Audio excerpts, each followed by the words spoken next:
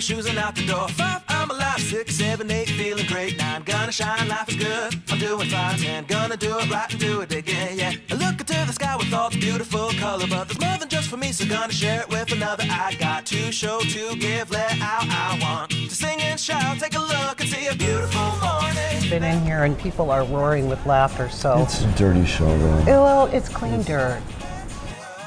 You have here the best of the best. Yes. So we have many celebrities here. The Holly Madison come over here, and the Usher come over here many often, and the Paris Hilton come here. Boy, I'm dating myself, but it's okay. Nobody else will. Oh. That's so Vegas.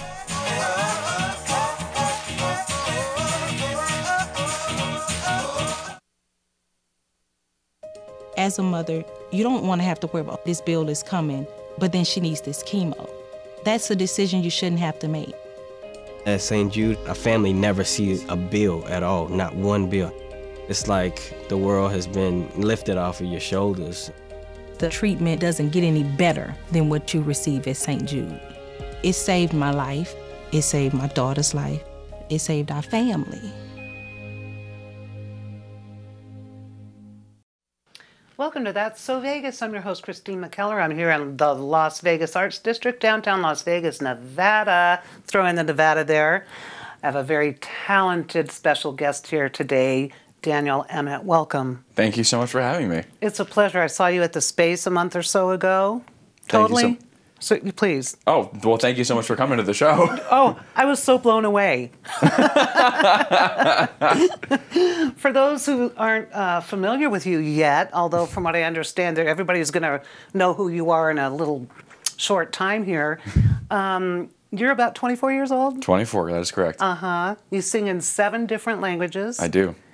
And you sing classic standards, and then sometimes you throw in a little bit of... A little bit of everything. A little bit of everything.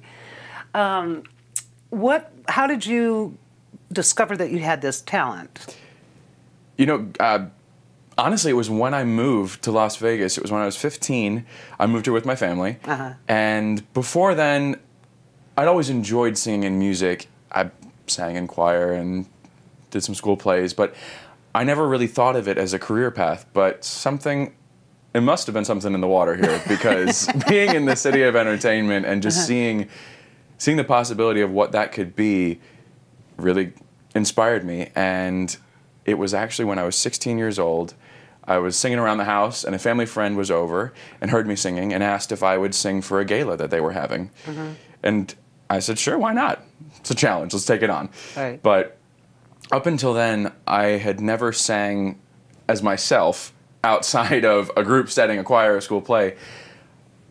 But getting on that stage and getting to perform in front of people really allowed me to understand the true power of music and what it can do, because it showed me that in 3 minutes, you can forge a relationship with a complete stranger. And that's something that very few, if any, other professions allow you to do. And having that power, being able to touch different people in different ways, because music means different things to each person. I'm giving you one song, but 100 people can respond to that 100 different ways. That's what I love about, I mean, it's not even work, what I do. It's just a blast. It's a gift, definitely. I mean, it's a talent and a gift, and I love what you're saying about that, because everybody knows there are certain rock and roll songs that totally trigger. When I was 17, I can hear a rock and roll song, and you do. Now, why did you pick the standards? You and opera. I mean, you have this whole range that's amazing. It's that's a great question. Honestly, I think it's just what falls out of my face the best. But it's the music I was always drawn to. I grew up listening to artists like Andre Bocelli, Celine Dion, and Josh Groban, and I've always just felt drawn to that music.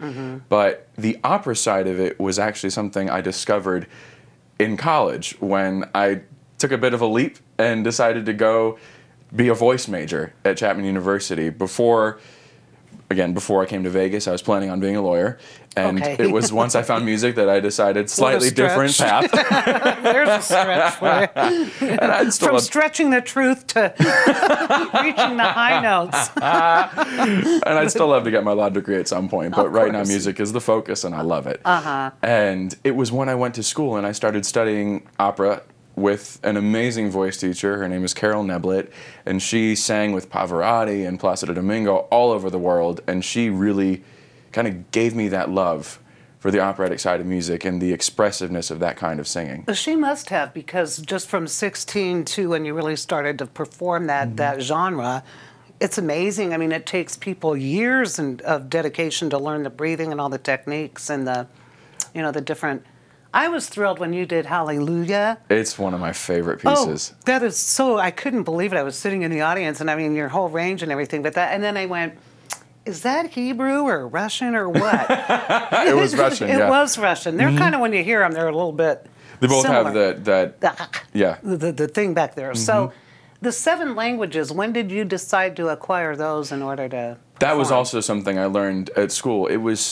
I started getting into it. Italian was my minor there. Okay. And singing in languages is something that's so much fun for me because it's a whole different way of expressing yourself. And Do you understand what you're singing, or have you just memorized them? I've often wondered that. That's actually just what I was about to Without- get to, is that being able to communicate in a different language effectively in the same way that we can do in our native tongue is something that's so much fun through music. So I do take the time to learn each language that I'm singing in. I'm not fluent in them. I'm not even fluent in English on some days. But that is my goal, is to be able to be completely fluent in each language that I sing in at some point. And is one more expressive to you than the other? Okay, because like for just a lay person sitting in the audience, I have no musical talent. I knew there was something different because you went from Italian, you had English and Italian, to the Russian. And I just thought that was so cool, especially with the song that you chose to do. So how do you adapt the song to the language? Is it the content of the song, or? Yeah, it really just depends on this. It a lot depends on the song itself, and also what syllabically will fit the song the best. Which language can lend itself to what you're singing and how it can fit. Because, I mean, I wish I could say that each language has the same syllables for every sentence, but that's not always true. So. No, that's right. But going back to your question, each language has its own way of expressing itself. And it's so much fun for me to be able to pick out different elements that lend itself. Like for Hallelujah, the Russian just gave it this extra oomph that the English does not. But for a song, like the original song I sang, Amante, that the Italian and French in that just give it the lyricism and expressiveness like you're talking about. I guess... The languages of love, they call it, the romance Exactly. tongues, I guess yeah. if I had to pick one language to me that's the most expressive, it would have to be Italian. Just because for me, that's the one I'm most familiar with. It was my minor at school. And it flows naturally out of me. Are you Italian? Are you part Italian? Or? Part Italian, yes. Okay, so there is something There's genetic. a bit of a history there. Anything you want to share? No, just my grandparents were Italian, and they great-great-grandparents came over from Naples and the whole thing. So. But see, it's that gene thing, because most people will say some of the greatest, of course, opera stars in the world are Italian. Absolutely. The greatest comedians are generally Jewish. I mean, there just seems to be some genetic tie-in there, and for you to be able to command those tongues and everything. It was fun too that you pulled another element into there when you said, "Does Opera Boy like to rock or want to rock?" And I think too, and we're going to talk about that in another segment. Okay. I'm going to have to give a shout out to my sponsor in just a few seconds. But No worries. the cool thing about that, and when you hug that little girl, is you were singing, I can't remember the song, but boy, she didn't want to let you go. I think that was in I Will Always Love You. Yes. Yes. It was. And it was so cute because, see, that even touched, you don't have to be older or younger or have to even have lived in that era to be touched by these songs. Right. Music is just so universal. Yeah, so that's a good way to put it. On that note, a quick shout out. And I'd like to say the Red Roof Inn is universal, but they're not. But they're national. And that's my sponsor. There's a Red Roof Inn on Paradise across from the Hard Rock. They have free Wi-Fi and continental breakfast for guests. They're pet friendly, close to the airport and the Strip. And don't go away. I'll be right back with Daniel Emmet.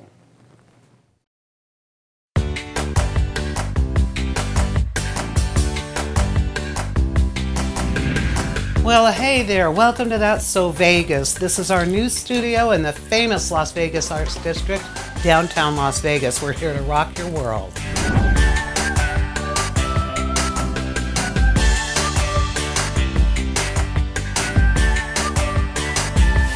And I was going to ask you how it felt to be breaking good here at the Bellagio for the National Center. What you did. Your last CD was My Secret Life. I wanted to ask you what your secrets were. Tune in and turn on with us in downtown Las Vegas. This is where the action is, and That's So Vegas.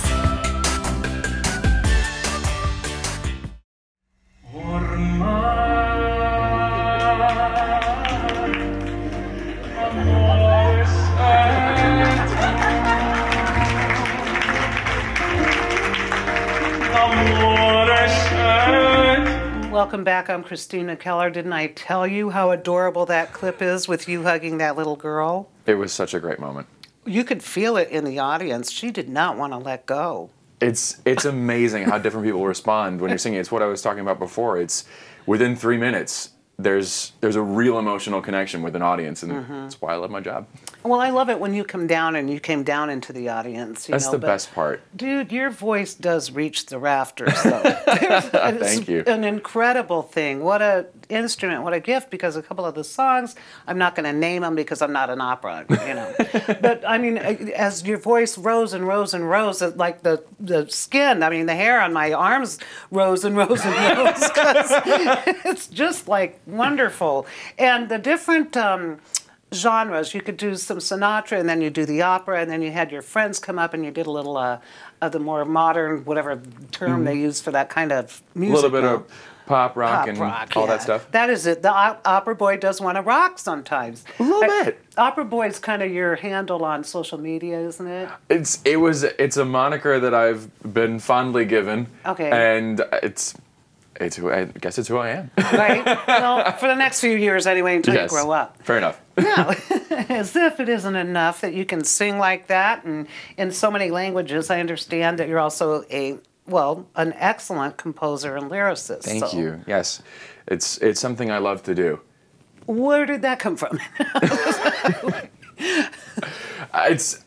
Honestly, it was something, again, I discovered it in college. I wish that I could say that I was, artistic and a poet as a child, but that would not be true. Okay, No. I could always ask your mom. and she'd tell you the same thing. Truth. Yeah. No, it's something that I love when I go to compose or write a new song. It comes from the music. It comes from the chords and the melody, and it's really the music just gets to speak through me. Ah. And it kind of writes itself, to be honest. It's something that the music takes you on a journey, and it's never where you expect it to go, but sometimes you come out with a great piece of music at the end of it. Now, do you play any instruments, or? I do. I play violin and viola, and I actually started that before I sang. That's how I guess I got into music initially. Beautiful instruments. And I wish I played everything else, but no. Would that help when you're composing a song? I mean, I'm trying to in my head. I've written books, and I do understand, and truly, the characters will begin to take away. They take away. They run with the character, the plot, Absolutely. and anything can happen. And I do understand that, and I've had the inspiration where you actually get goosebumps as you're writing something. Right. And do you ever get that? Where you just wash start, over you? you've been writing all day, and then finally there's this one chord progression that comes up, and you're like, ooh, that one is good. Let's stick with that. I know the feeling. It's a wonderful feeling. It's right? got to be part of that whole creative process. You hit on something magic, and it's really cool. Mm-hmm. You've worked with some pretty cool composers and lyricists. I've been really fortunate to work with some amazing writers. One in particular, speaking of what we were chatting on during the break, Linda Thompson, who is Elvis's former girlfriend and was married to David Foster for a time. I had the chance to collaborate with her, and she is a phenomenal songwriter, a powerhouse. Wow. Written some amazing hits like Whitney Houston's I Have Nothing. Ah. Yeah. She wrote that? Yes, just casual. As well as songs like Tell Him, recorded by like Barbra Streisand and Celine Dion. Right. So she's just absolutely incredible, and we've had the chance to work together. It's actually on a project that I have coming up, the debut album that I'm working on. Nice. That's all original music, and we've been collaborating on that along with another writer, Keith Thomas, who is a Grammy-winning, multi-Grammy-winning music producer out of Nashville. So we've had an incredible chance just to all work on this together, and with some other insane writers. Philip Fortenberry. Yes, Phil Fortenberry. I haven't had the chance to collaborate with him writing yet, but we've had incredible times working together. And again, something that I really wish I could tell you all the details about today, but I can't just yet. I understand something big is really huge. It's coming on your horizon. It really is. I'm so excited. What I can tell you, is this. It's coming to the Strip. Okay. It's at a major casino. Yay! And it's 4 nights a week. Whoa! Yes. And I'd love to tell you where exactly, but I can't. You know the lawyers; they won't let you. I understand that, and I'm dying. But I will, as a journalist, I'll respect this for now. I appreciate that. We're going to have to do an addendum or something to the show once you can release that information. It's right around the corner, isn't it? It is Could right be any around day the corner. now. I really hope it. It might be today. Who knows? Well, you never know. I don't know yet, so I can't say it. But speaking of that show, Philip Fortenberry is involved in that, as well as it's directed by Keith Thompson. Okay. And it also features some incredible other singers besides myself. Nikki Scalera, Eric Jordan Young, and Marin Wade, and I will be all in this together, and we are having such a blast putting it together. It's so much fun. I can only imagine. Did you ever, in your wildest dreams, say when you were a teenager, or even in college when you were just like starting to toy around with the idea of becoming a full-blown singer, did it ever cross your mind that you would be among this kind of group, these peers, or these... Only as a dream. Okay. I mean, it was just being able to have a lot of my formative years in Vegas. That's such a bucket list idea, is to have a show on the Strip. And to be able to, hopefully, be having one in the next month or so would just, it's amazing. And it's such a great with these feeling. People, it's just they gotta are be... powerhouses and just absolutely stars in their own right. Based on what I saw when we were at the Space, nice shout out for the Space, by the way. Yes. Mark kind of owes me. He should be a guest on my show. Let's talk to him about that. I'd love to have him as a guest. So when they hear you sing, are you getting that astonished look, or how does that feel? I mean, that's got to be... I mean, we're all just wowed by each other because there's so much talent in the room together. It's so... And that's what I love about Vegas, actually, is it's so different than any other entertainment community in the world, is that everyone is so supportive, and everyone really wants each other to succeed. It's not, I mean, it's competitive. Right. But it doesn't feel cutthroat here. Exactly. Which is something that's so unique to our city. You're amazing me, because I'm not kidding. Every guest I've had who's in the particular, the industry, whether it's comedians, musicians, or whatever, everybody says that. It's so supportive. It's nice. It's not like being in other areas. I'm not going to drop any LA bombs or anything. We won't say that. I've got family down there, so I understand. But that's good to know, and I'm so glad everybody's taken you under their wing. It's got to be this whole thing about you having dare I almost call it a residency show is going to be... I hope that's what it is. Mind-blowing. I can't wait to see you up on the marquee, and along with, your... It's going to be great. Whatever you do is going to be magic. You need a theme song like Elvis had, Viva Las Vegas, to go along with the show. Oh my gosh, with your that'd be talent, you can do it. Really? Well, thank you. Just thank you for mentioning me and Elvis in the same sentence. Wow. You got it all going on. You got the looks and that. the talent, and it's. As a matter of fact, we're going to hear a little bit about how you have it all going on live here in the studio. Our next segment, thank you. I'm going to take a quick shout out to the Red Roof Inn again on Paradise across from the Hard Rock. Free Wi-Fi. You know what? Skip all that. They're pet friendly. That's what's important. That's what is important. We'll be right back. Don't go away, because we get to listen to Daniel sing here in the studio. See you in a moment. It's pretty amazing when you consider that 7 years ago, we didn't have the treatments we have now. We cure 80% of children with cancer. If you think about that, I mean, go back 50 years, we were curing 20 to 30%. This is the miracle story of modern medicine. We understand what makes this cancer tick. And of course, without donors from around the world, this just couldn't happen. And there's one thing we're focused on here at St. Jude, and that's beating this thing.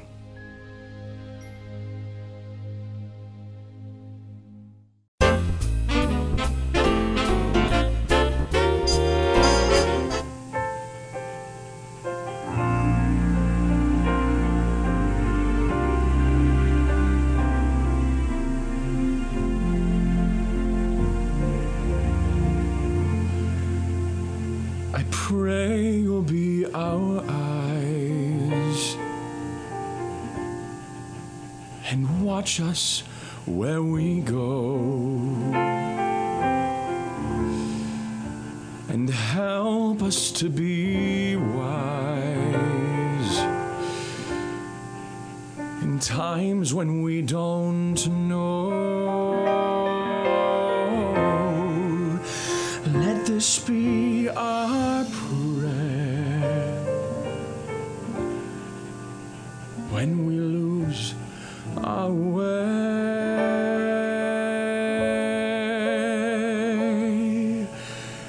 Lead us to a place, guide us with your grace. Give us faith so we'll be safe. La luce che tu dai nel cuore resterà a ricordarci che l'eterna stella sei. Nella mia preghiera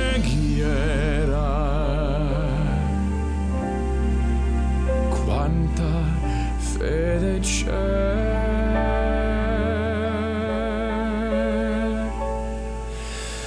Lead us to a place, guide us with your grace, to a place where we'll be safe.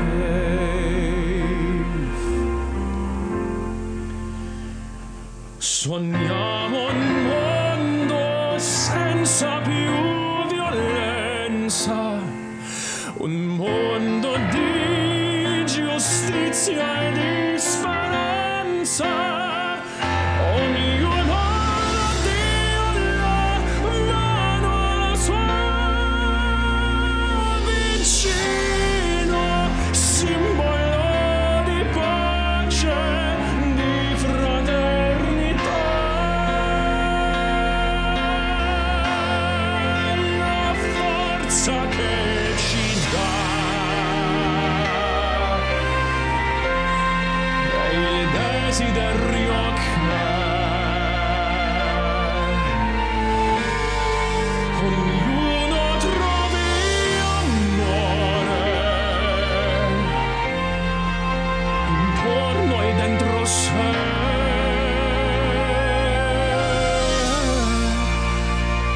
Let this be our prayer,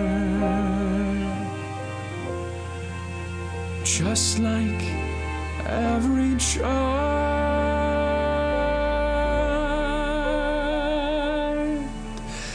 needs to find a place.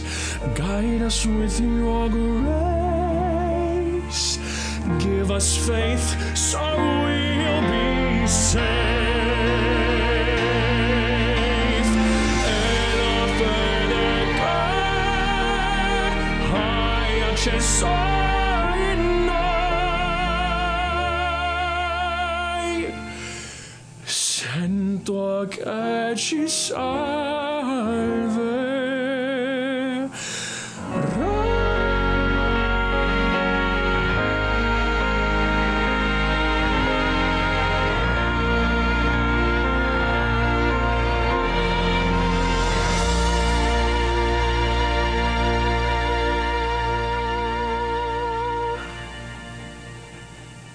Ooh, Danielle, that was magnificent. Thank you so much. No, truly it was. I was in tears, literally. My eyes were like, I'm over there going, don't ruin the makeup. I'm sure you have that effect on a lot of older women.